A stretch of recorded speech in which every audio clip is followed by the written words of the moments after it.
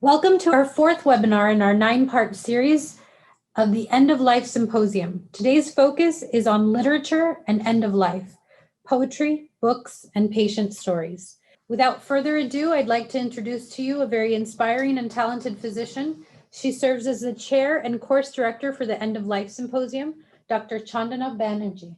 Thank you, Crystal, for that generous introduction, and welcome everybody to this fourth webinar for the End of Life Symposium. As many of you know, those of you that are returning, that this symposium is divided into 3 sections. The first one being humanities in end of life, the second one being clinical aspects at the end of life, and the third one being end of medical aid and dying. Today's webinar focuses on humanities at the end of life. And it is my honor to introduce today's moderator, my mentor, colleague, and friend, Dr. Stephen Rosen, whose positions reflect his academic accomplishments and a lot more.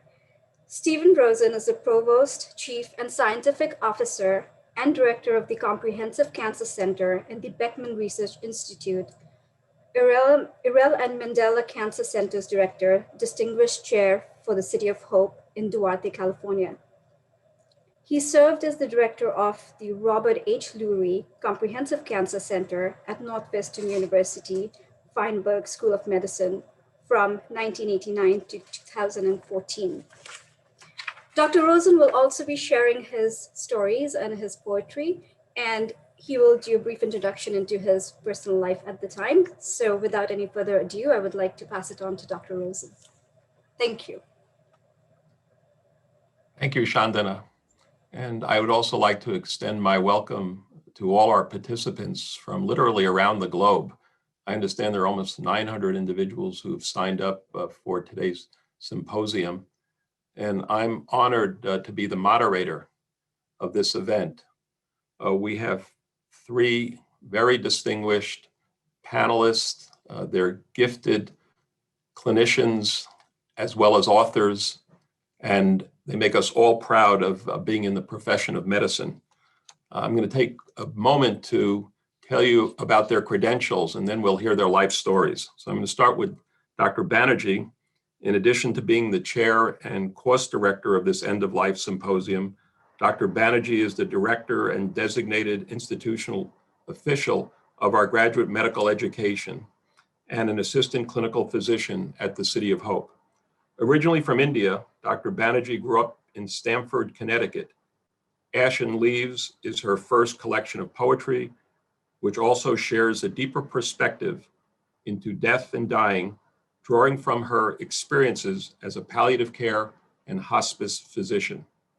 She is working on her second book of poetry titled Neruda in Bed. She lives in Los Angeles with her family, a city she considers her home. Dr. Wade, for a quarter of a century, Jeff Wade has helped patients in perhaps the most extreme environment you can imagine. As an emergency room physician, his work has taken him from an inner city hospital to a Texas Air Force base to a North African clinic, as well as a number of well-regarded Southern California facilities, most recently, City of Hope. The multilingual Dr. Wade, he speaks Spanish, Mandarin, Cantonese, Vietnamese, Arabic, and Armenian, to name a few, put his medical and language skills to good use when he led a mission to Morocco, treating patients in limited care environments and teaching local medical students and residents. And he'll be reading from his work that is Holidays in Cambodia as one of the chapters I most admired, and the text of Dr. Wade's book being Tales from the ER and Other Places, or Always Eat the Lamb Brains. Barbara Coombs, as the clinician, Barbara Coombs Lee was an ICU nurse, family nurse practitioner, and physician assistant. In the 1980s, she was the nation's only non-physician doing coronary angiography. As an attorney and advocate, she co-wrote and campaigned for Oregon's 1994 Death with Dignity Act, then defended it against attacks at the state and federal level and every branch of government. Finish Strong, Putting Your Priorities First as Life's End is her second book. So I'd like to go now in reverse order, and we're going to start with Barbara Coombs, and I'm going to ask Barbara to tell us about her life's journey and what brought her to this point in her career. Barbara. Thank you, Steve. I guess the thing that I would say most marks my career is it's been long. It's been long and it's been diverse. When you've been working that long, you can pack in a lot of experience. So I had clinical experiences for about 25 years. And then when I left clinical medicine after I obtained my law degree, I've had experiences in advocacy for another 25 years. My nursing spanned all kinds of venues: public health, long-term care, intensive and emergency care.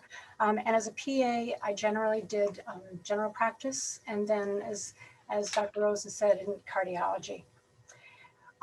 As a lawyer, I did transactions and quality assurance mostly, but then ended up in the Oregon State Legislature as the administrator of the Healthcare and Bioethics Committee in the Senate.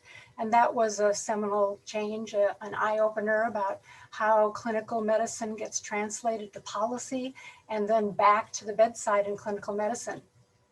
It was clarifying to me how so often clinical people don't really understand how to craft a law to help medicine. And certainly lawmakers don't understand how medicine is practiced and often don't understand how to craft a law. I tried to keep a broad perspective through my career. I think that's important. I didn't want to become one of those people who, as they say, as they go along, they learn more and more about less and less until they know absolutely everything about nothing. So I've kept a broad perspective and continue to dabble in law and ethics and policy as the Emeritus at Compassion and Choices. It all kind of comes together in Finish Strong. Finish Strong is, I think of it as the distillation of my learnings over the years. And quite frankly, you learn most when you don't do so well, when you fail. I love this little poem, an excerpt by Antonio Machado. Last night as I was sleeping, I dreamt marvelous error that I had a beehive here inside my heart, and the golden bees were making white combs and sweet honey from my old failures. So that's my hope, is that Finish Strong is the combs and the honey from my failures. Beautiful. Were you born in Oregon? No, I was born in the Midwest, went east to school, jumped over the Midwest after school, and been a West Coast person ever since. And what influence did your parents have on where you are right now? Well, my parents were hard workers. My parents were very humble people. My mom always used to say, you come from good peasant stock. And so I always understood the value of hard work and staying close to the earth. I still love to garden. I spend a lot of time growing vegetables. Well, you've accomplished so much in a very difficult space, an area where I'm sure there were many barriers. What was the greatest challenge you faced, and what would you be most proud of in that regard? Well, when you are working for social change and for social justice, and particularly at the end of life, there are always opponents, people who don't want to see the changes that you're trying to affect, come to fruition. But that's just a matter of, discussion and sort of duking it out in the public sphere and the marketplace of ideas. I always thought the greatest challenges were internal challenges. The greatest challenges are coming to terms with who we are, who I am, what is my path, what is my skill, what's the highest and best purpose for my skills. And then, of course, the adversities that are close to home are always kind of the highest spiritual challenge. And your next adventure in life? My next adventure, well, I'm in an emeritus status of compassionate choices. I've been succeeded by a most capable, much more capable than I, CEO, Kim Callanan. And so I can devote my time to spreading the word about Finish Strong. And also I have 8 grandchildren. Oh my, wow. I Beautiful, get beautiful. socially distanced at this point, unfortunately, but close to my heart. And we're going to come back to you to read from Finish Strong. I'd now like to ask Jeff to tell his life story. All right. Well, I started out in ER, which gives you a good feel for everything. And there's quite a bit of opportunities to get into end-of-life issues in the ER with all the patients coming in, often in extremis, and having to talk through that stuff. And I've had a moderately interesting life, spent some time going to the Air Force, paid them back for school. But I've always been a huge reader, and that's inspired me eventually to get around to writing my own book, which is just stories of my life, essentially. Stories of things I've seen, things I've done, and most importantly, some of the patients I've worked with. And that's been hugely inspiring and important.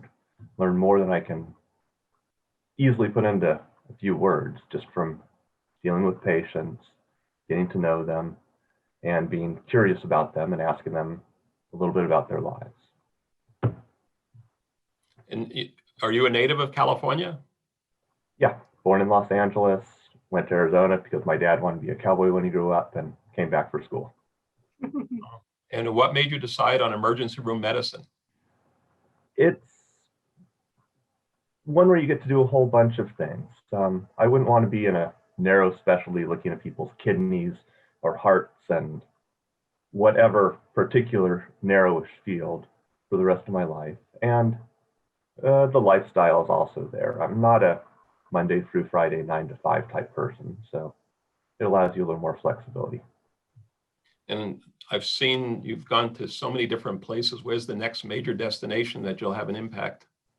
Going to Zimbabwe, hopefully July of next year. Going on another medical mission trip there. Fantastic. And when you go on medical missions, is it for days or weeks or longer periods? Usually it's about a week. You essentially set up a pop-up clinic, and you're there and you give out medicines. Hopefully we'll be giving out maybe coronavirus vaccines when we're there if they haven't got full coverage. And so much of it is just talking to people. So much of what you can do is limited there. You can only bring so many medicines, but if they've got anxiety or other issues, which can be potentially largely got on the way to getting better just by a good long conversation and getting into those kind of issues, that can give a lasting impact. And we also try to build or improve whatever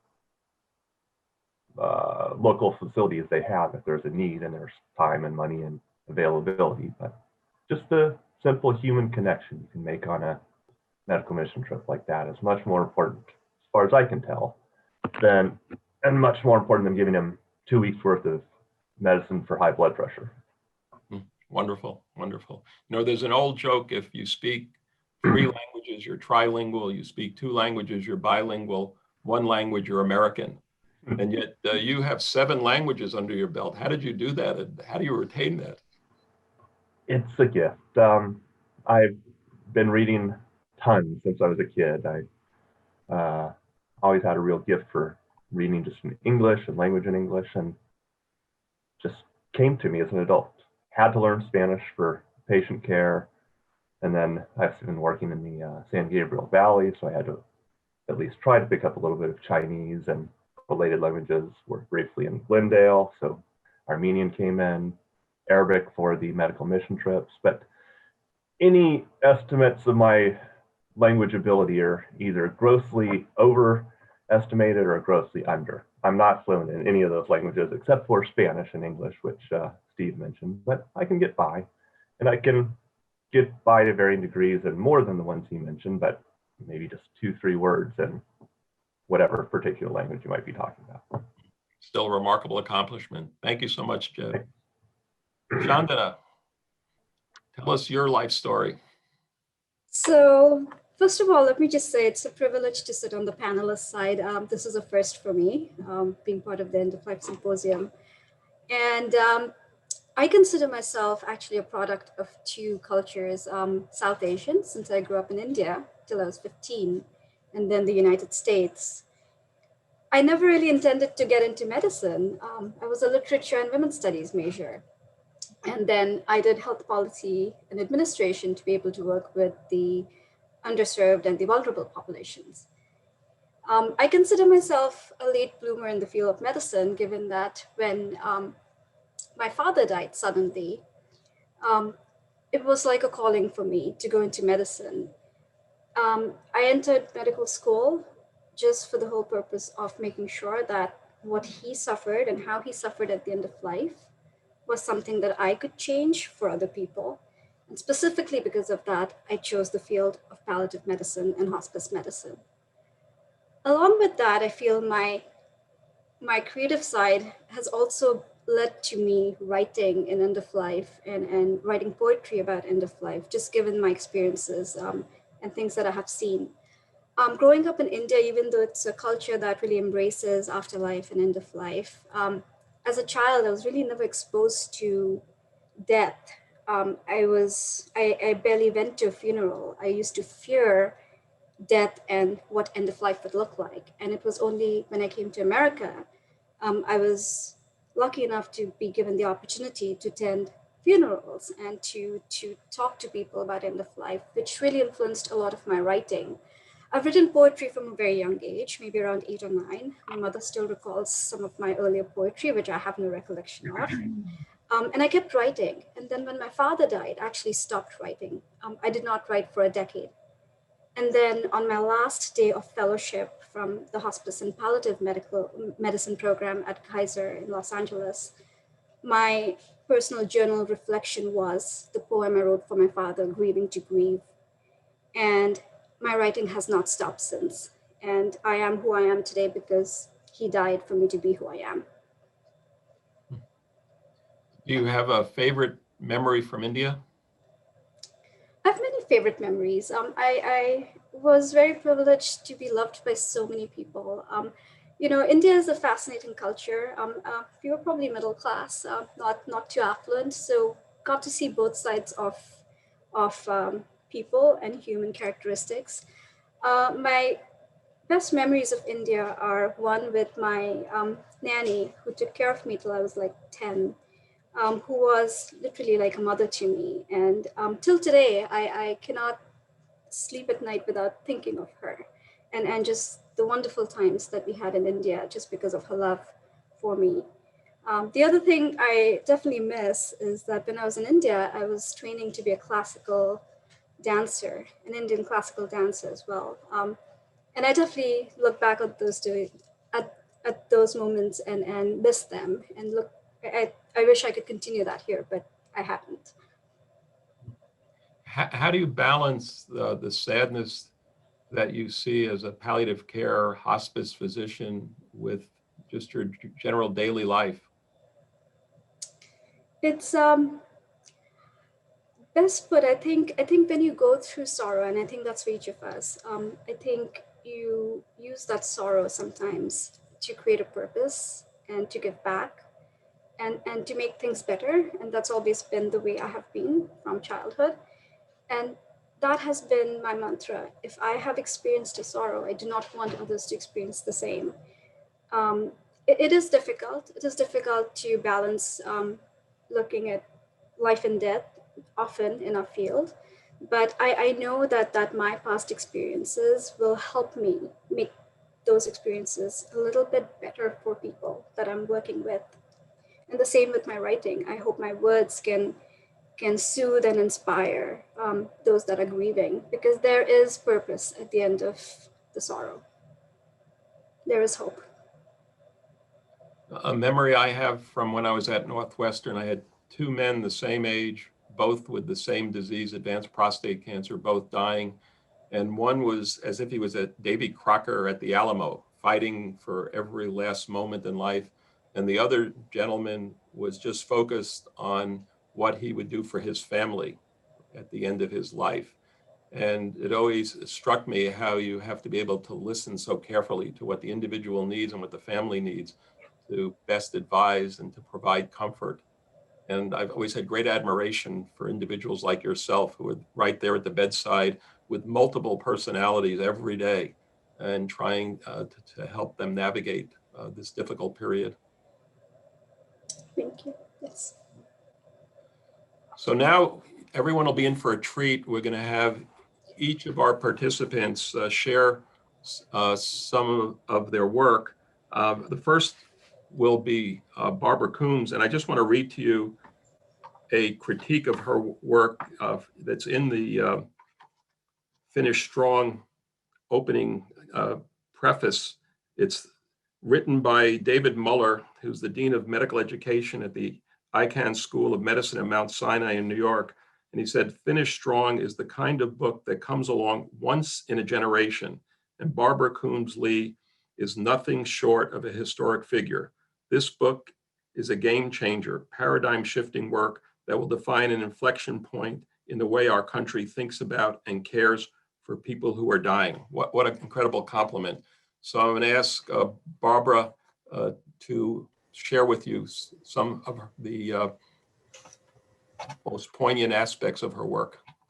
Yes, an incredible compliment from David Muller. And I must say that so much of the humanity that I came to recognize in medicine is exemplified by David Muller. He's a fantastic physician.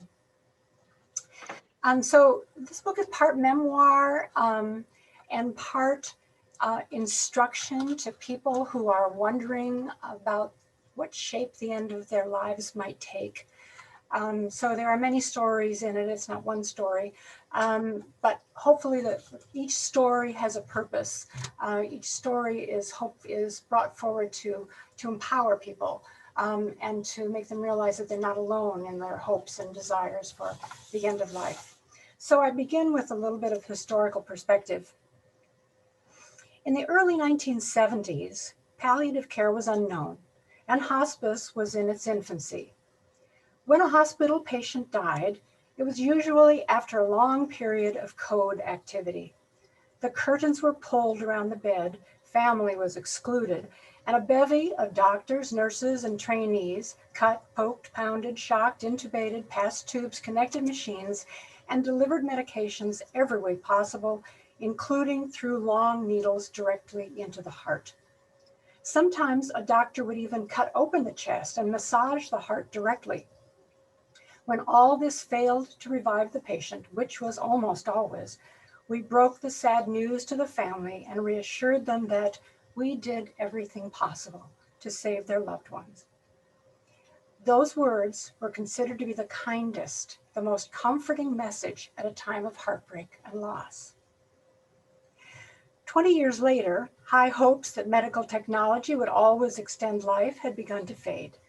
Awareness had dawned that a long, drawn-out full code was just brutal torture of a dying body, and it often left the family traumatized.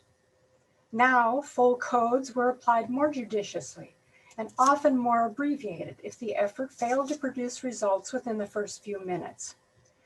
Our words of comfort when a person died were just as likely to be, "He passed very peacefully." A vision of peace at the end of life had become as treasured as technological wizardry. But it was not until May 20th, 1994, that I heard the words of comfort that seemed to usher in an age when people can find solace in knowing a beloved has completed life on their own terms. That was the day after Jacqueline Kennedy Onassis died of non-Hodgkin's lymphoma. Her son, John F. Kennedy Jr., emerged from her apartment that morning and comforted the crowd that stood grieving on Fifth Avenue. He said, "My mother died surrounded by her friends and her family and her books. She did it in her own way and on her own terms, and we all feel lucky for that." By the time I heard John Jr. utter these words, the seeds for this book had bloomed into a growing advocacy for just that sort of take charge attitude in life and death. Jacqueline Kennedy Onassis, seeing death approach, had retreated from the revered towers of the New York hospital and gone home. She had called those she loved to be with her as she passed quietly, privately from this world. She died with the same grace and dignity with which she lived. Everyone should have the opportunity to die as Jackie Kennedy did. Everyone should receive candid information and medicine's respectful deference to their beliefs and values. This book aims to deliver that opportunity through an empowered attitude and the sharing of tools for a more productive doctor-patient relationship. I hope its pages help people with every decision they face about tests or treatments as illness advances and death approaches. I hope it helps people be strong in their understanding and resolve as they apply the final touches to their well-lived lives. Beautiful, beautiful. I have one story to share with you that's relevant. When I was cancer center director at Northwestern, we had one of the first hospice units that was developed by Jamie von Rohn, a well-known figure in the field. And it, at the end of the first decade, was losing money, and the hospital decided they were going to close the unit. But our savior turned out to be Princess Diana from Great Britain. She was having issues in her marriage. She felt that she had to do something significant and leave Great Britain for a period of time. And she came to Northwestern as a fundraising event, her charity being the Royal Marsden Hospital. And not only did Northwestern not close the hospice unit because she wanted to visit, but they refurbished it, and it remains till today. So yeah, the power of celebrity to impact is quite remarkable. Yes. Your words are beautiful. I read your entire book, every single page, and it is a masterpiece. And thank you so much. You know, here's an interesting little tidbit, Steve. I was born at Evanston Hospital. Oh my God, that was part of Northwestern while I was there. Yes. And I was a medical student there for a period. Long before you were there. Yeah, great memories. Now I'm going to turn to Jeff. Jeff, his book is Tales from the ER and Other Places, or Always Eat the Lamb Brains. Jeff only gave me his book a few days ago, but I had a chance to read chapter 1, Holidays in Cambodia, which is absolutely a gem. It's poignant and compelling, brilliantly written. And then I skimmed through the rest of the book and just loved it. And I'm looking forward now to devouring every single chapter. But I'm going to ask Jeff to share some of his work with you. And can you hear me? Yes. Perfect. Okay, well, I'm actually not going to read directly from the book, but I'll tell you the story of my buddy, Andrew. And I was working in our essentially urgent care, we call it the ETC, and I saw my next patient had this name that was vaguely Chinese sounding. So I go in there thinking I might talk a little Chinese, and I open the curtain. Patient's not even remotely Chinese looking. So I say, oh, I'm sorry, close the curtain, go back to the front, but that is the right patient. And I go back and I say, oh, I'm sorry, with that last name, I thought you might be Chinese, and you didn't seem like the person who fit that name, but I'm here. And he said, oh, well, that's because I'm Samoan, and it's just an unusual sounding name. And it wasn't even your typical Samoan name. It wasn't a long multi-syllable, Monolili, Paloli, whichever, as some of the more typical Samoan names are. But I told him, oh, great. Well, one word I know in Samoan is talofa, which is related to aloha, hi, goodbye from Hawaiian. And he laughed, and from then on, we talked about all his medical stuff, got him into the hospital. But the poor guy had pretty bad cancer and really bad pain that was getting more and more intractable, and they weren't finding an answer for his cancer. So I would keep seeing him come in and out. I would go to the wards when I'm going my rounds on the wards, and if I saw his name, I would stop in. I'd say hi. We'd exchange the talofa, greeting back and forth. And it just became our thing. He was a very sweet, nice guy who was having a tough time. So he's worth checking in on, even if I wasn't directly involved in his care. And then one day they called a RRT, sort of a rapid response thing, essentially a code blue, but not quite as severe. And I go in the room and it's him.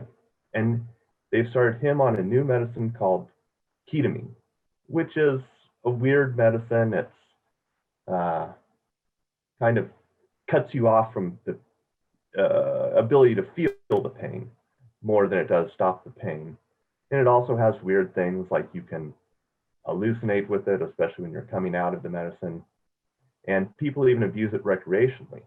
If you take so much of it, you're completely cut off from reality. They call it a K-hole in the drug using circles. And it's just, I guess, like you're in a black hole and falling down. And apparently some people like that. But either way, my friend Andrew had just got his first ever dose of ketamine, and he was having a really bad experience, just screaming, shouting, running all over, well, not running, but jumping all over around on his bed, just what, ooh, what. And we gave him some Ativan-like, Valium-like stuff, calmed him down, and he came back to reality. And first thing he said was, Talofa!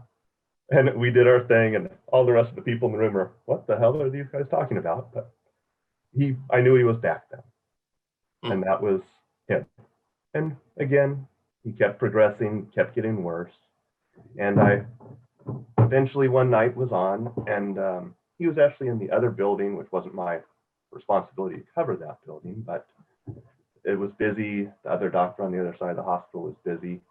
And there was a patient who just died, and the nurse, who I know really well, called me up and asked me as a favor to go over, talk to the family, do all the standard stuff you have to do when you're wrapping up something like that. So I went over there, opened the door, and it's my buddy Andrew, unfortunately. And my heart sank a little bit. But then his wife was there, his other family was there, and I got to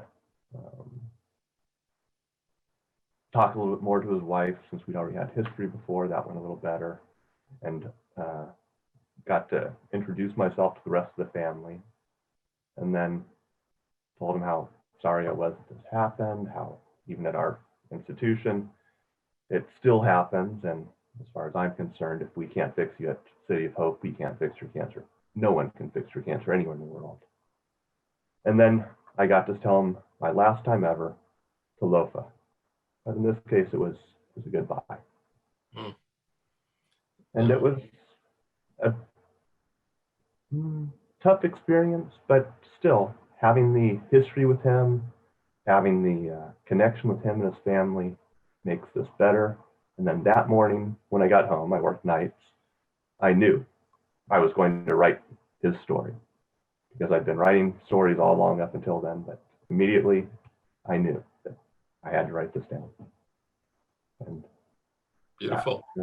It's those intimate moments that make life worthwhile. There's no question about it. Yeah. So what's your next book going to be on? More stories, or? That I don't know. I've got a few other stories that I'll add into the next volume of this one, if it ever actually gets into a full-time big publisher. Might do more of a fiction book, but still to be determined. Thank you so much for sharing, Jeff. Thanks. Chandana. Yes, hello. So, simply extraordinary. You are a major talent, and Neruda in bed, I'm sure, will be equally compelling. And the fact that you've taken a Nobel laureate's name and put it in the title shows us the courage you have as you write your exquisite poetry. Thank you. Definitely not afraid to push envelopes, I guess. But being also now the chair of this course, I will actually maybe read one poem from my book, because I do want you, Dr. Rosen, to also share your story and read some of your poetry. So the poem I chose to read today is the poem that got me writing again, and is really very personally very important and deep to me, and is the reason I ended up publishing the book and have continued writing. The poem is called Grieving to Grieve, And the title is directly a result of how I was coping with my father's death for so long and just did not know how to grieve. There's something about us not normalizing death, not normalizing end of life unless we're forced to. And I had to learn the hard way that that is not how people should be talking or dealing with end of life. It should be as peaceful a process as it can be. And hence I wrote what I wrote. So, a body cold and heavy. What did he feel as he left this world behind? Was he afraid? Was he in pain? Was he confused? What was he thinking as he took those final breaths? Was he ready? Was he prepared? Did he lose faith or did he just give up? Questions and more questions. Standing by this cold, calm body, I do not know how to feel. I cannot cry. I cannot think. Touching his body only makes me feel hollow. His eyes are closed, his face not entirely rested. I could just wake him. His hair looks gray and overgrown. I am upset that he hasn't had a haircut. I remember sitting on the porch and trimming it for him. Did he want me to feel the guilt? I want to take a scissor and trim it again and again and again. I took the same flight he took. I tried to imagine where he sat. I tried to imagine him with his scotch and soda. His body does not smell like him anymore. How many times I might have wanted him to shower to wash his sweat away. I miss it now. I look around me, so many people here. I don't know who they are. They come up to me, nearly all of them. I cannot hear their words. I cannot think their thoughts. I want them all to leave me alone as he vanishes in flames. His ashes, warm and gray, do not comfort me. The night is dark, darker than ever before. I finally feel the emptiness as candle illuminates his pictures. It burns itself out as the sunlight hits my face.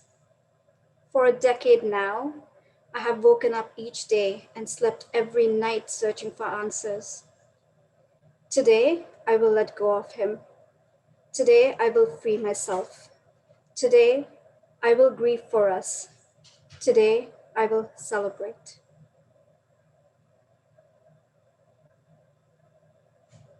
Beautiful. Please share the others. No, I think I would like for you to share some of yours. I think I'll make the call on that. Oh, no, no, that was too moving. Please, at least one or two more. Okay, maybe one more. I'll share another poem that's called I Did Not Go Looking for Death. This was after I witnessed a patient struggling and a family struggling in the ICU here at our own institution. So the poem is called I Did Not Go Looking for Death. I did not go looking for death. It was she who sought me. One warm afternoon in my cold room, with barren walls, with tubes and all, it was she who came to me. I resisted a little at first, unannounced in her company. And although my voice could not be heard, amidst those lines and monitors, she wooed my soul to hers in perfect harmony. A feeling of liberation, beautiful, surreal. I had seen her many times before, pushed her far away, but this time her presence, so calm and warm, would take my heart away. She pulled me up, she pulled me out, until I saw me down there. My loved ones all gathered near, unsure and unaware. I took my breath, I found my peace. In my mind, I began to pray. My soul prepared, as this time I knew, my end was here to stay. You have a very unique, powerful voice. Thank you. Pleasure listening to you. Thank you. So I was asked to also share some of the poems I have written. This is my first professional reading, so bear with me. Stolen Moments itself was published almost a decade ago because my oldest daughter, Melissa, I'm very proud I have 4 wonderful children and a precious grandchild. But Melissa asked me to write a poem when my Uncle Lenny died. And I subsequently would write poems every time I would travel on a plane. And she took about 20 or 30 of the first 50 and put it into this small anthology, that collection. But I'm going to read to you quickly 2 or 3 poems that I've subsequently written. The first will be Aging 2. I must have written Aging 1 at some point, but this is when I turned 60.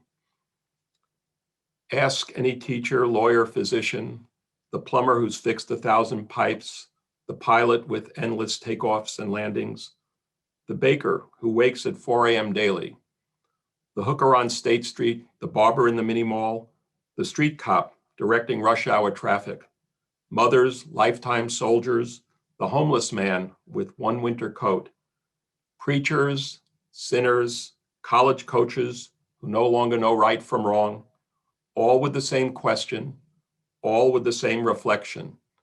Where did the time go? The second poem was written when my father, who was in his 90s, had a brief respiratory infection and entered an ICU prior to the physicians contacting me, and they actually put him on a ventilator. And the poem is entitled The End ? If I have another chance to say goodbye, it would not be the ICU. Hopefully time will be my ally. You will find the strength to heal. Let this not be my one great regret, watching you silently pass in the night. You, more than anyone, deserve to hear, I love you one more time. And then the last I'll read to you was trying to sort out what does this complicated aspect of life all mean, my own words. And the title is Meaning. We all struggle to find the uniform theme that brings meaning to the chaos of life. That poignant concept that resonates with our mind, heart, and surges through our marrow. The great tragedy is the absence of a universal perception that can even for a brief moment provide comfort. Age magnifies the folly of sorting out a concrete motif for humanity. So I will just relish in the joy of love and intimacy, for if you genuinely connect with another, you are joined in the journey. So with that, we are now going to go to the questions. And I want to have all our panelists come back on. And we're going to start with a question from Beryl McClellan. 80% of people desire to die peacefully at home, surrounded by family and friends, yet less than 10% are actually able to do so. What we need to remember is that the wishes of the person related to how they would like to cross over should take precedent once all traditional medical interventions have been offered. The person who has the medical power of attorney can then make arrangements to have the loved ones transferred from the hospital to home and placed in hospice. End of life doulas are a valuable resource to both the person who is dying and the family. And so maybe I can have any of the panelists just comment on Beryl's words, which I think resonates with all of you. Maybe Barbara, for you to just make a statement about this. Well, yes, it's so true.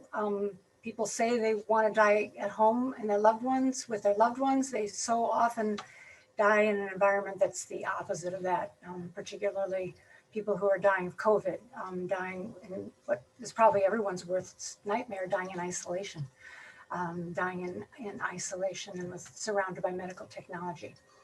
I guess one of the purposes of Finish Strong is to persuade people that putting your confidence and your trust in naming a surrogate decision maker for when you cannot make decisions for yourself is necessary, but it is woefully inadequate if you actually do want to navigate end-of-life decisions and avoid your worst nightmare.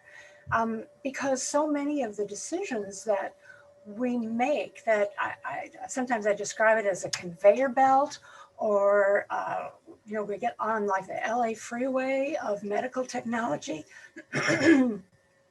And it's very hard to get off that conveyor belt. It's very hard to find an exit ramp. But we get there and we stay on it because of decisions we make ourselves. When we are capable and competent, and physicians come to us and say, well, this is the next logical step, or this is your only chance, and no one takes the time to sit and say, what is most important for you now? What is the most important thing to do or say or be with the precious days or moments or hours that you have left? And let's make our medical decisions subordinate to that.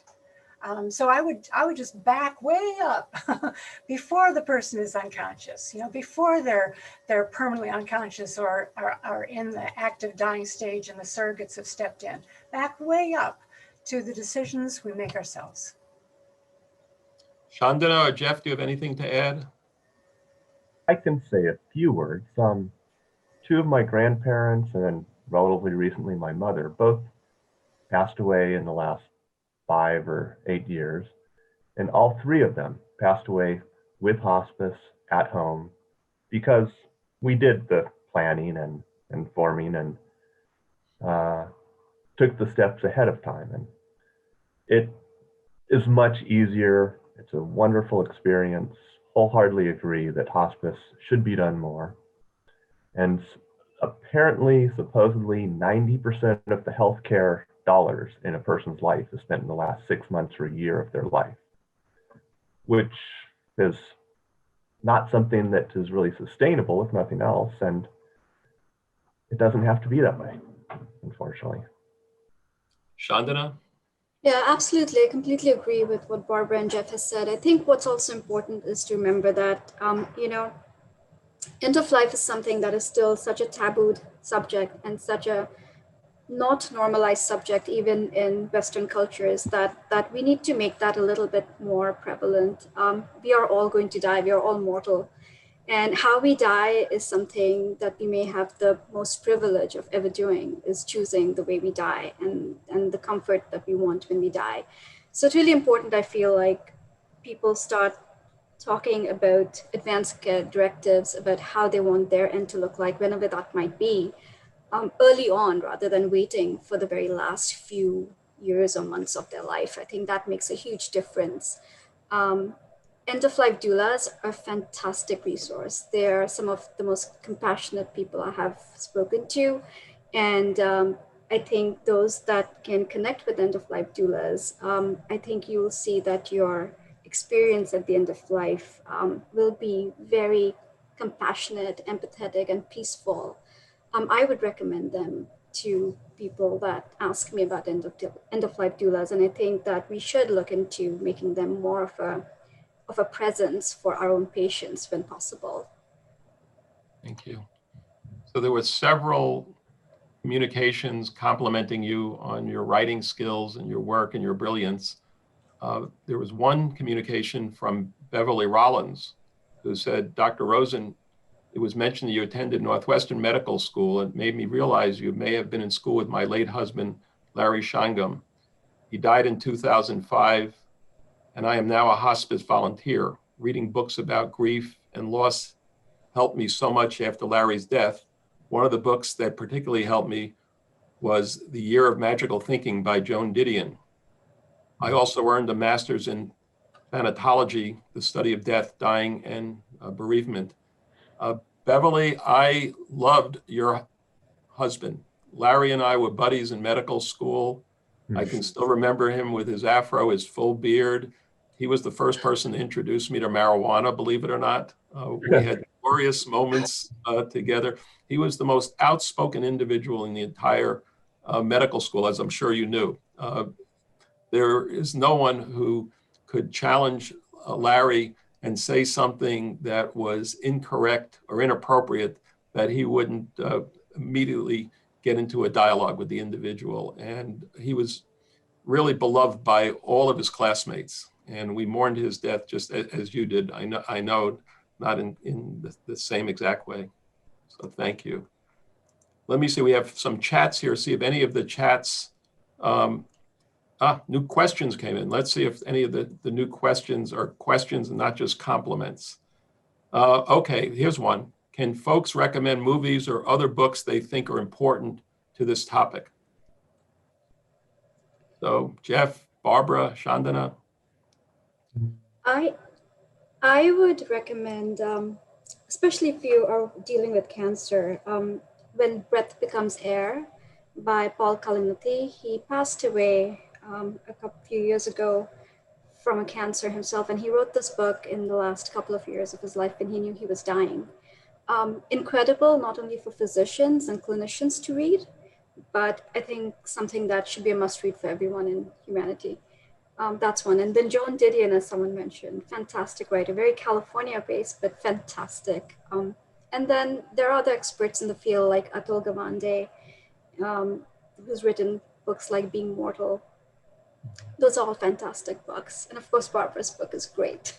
Yes, all of your works are great. There's one that comes to mind for me, and I may destroy the title, and I apologize, but I think it was called the End of Life Book Club. And By it Will was Schwalbe. no, By it Will was- Schwalbe, yes. Yeah, and it's about a woman dying of pancreatic cancer at either Cornell or Sloan Kettering. And she and her son, who's quite literate, spend every week recommending a book to each other, reading it, and then getting together and talking about the book. It's just beautifully written. And for me, it was a treasure. So. I think Barbara would also, Barbara would know this, but one of the board members at Compassionate Choices, and I'm proud to say that I just recently became a board member with them, Chaba Mera, he just wrote and produced a film called Here a While, which specifically talks about medical aid in dying. And it's a beautiful film because it talks about so much more about questions around death and dying and people's prejudices and biases around it. The other film I really feel is amazing, and that's not just because I'm a George Clooney fan, is The Descendants. I think it really captures a lot about life and death and relationships and the turmoil that people go through when people are dying and the decisions that have to be made. I have a film recommendation that it's a film that most people haven't heard of, and it has a very misleading title. It's called Barbarian Invasion. It's not about barbarians, it's not about invasion. It's a Canadian film. It's about a man nearing the end of his life, and he forges a very special bond with his niece, I believe it is, who is a heroin addict. He's interested in advancing the time of his death. She actually assists him with that, but in the process, he teaches her how to live, how to actually make a commitment to life. And she teaches him how to plan for a peaceful transition. It's a beautiful film. And then, because sometimes books about grief are hard to come by, former Governor Barbara Roberts has written a wonderful book that arose from her experience grieving her husband, Senator Frank Roberts, who was one of my mentors, while she was still in the governor's office. And she, being a public figure, she wasn't allowed to grieve.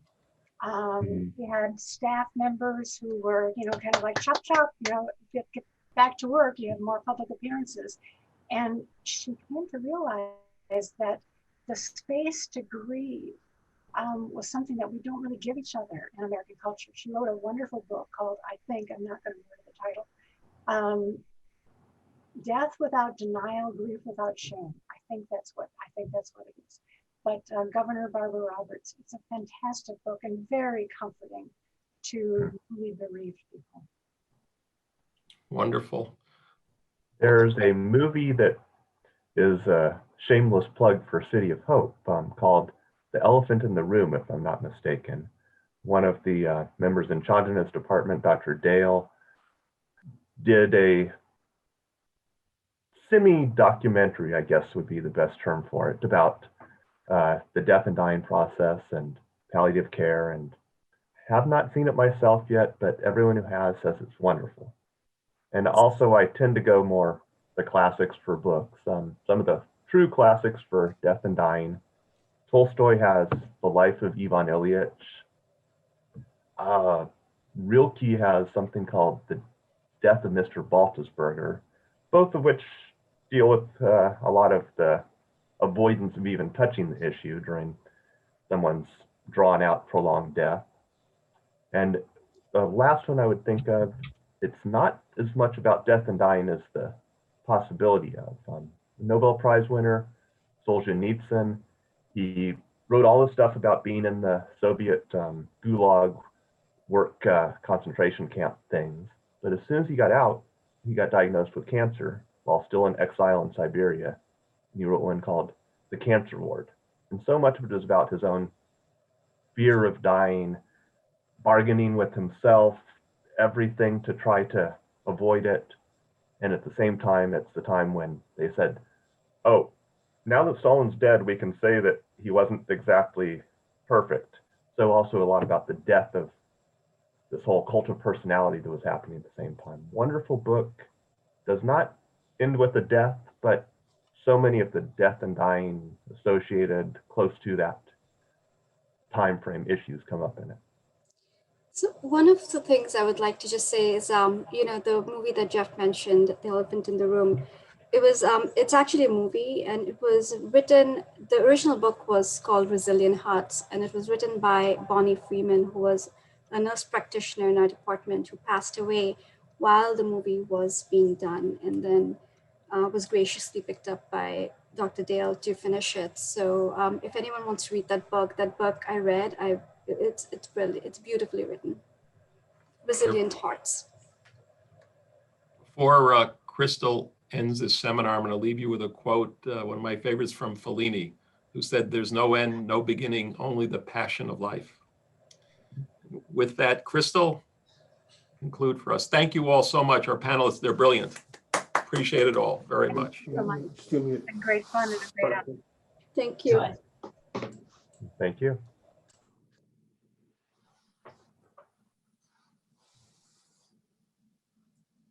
For more information and educational opportunities, or to reference today's recording, please visit us at cityofhope.org/CME.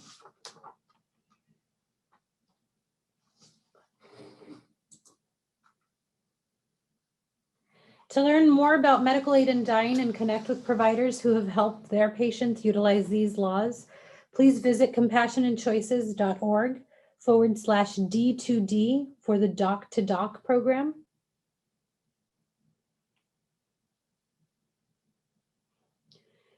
Please join us next month on January 7th when we'll discuss grief and bereavement at the end of life. And happy holidays, and thank you to all of you for joining us today. We hope to see you next time.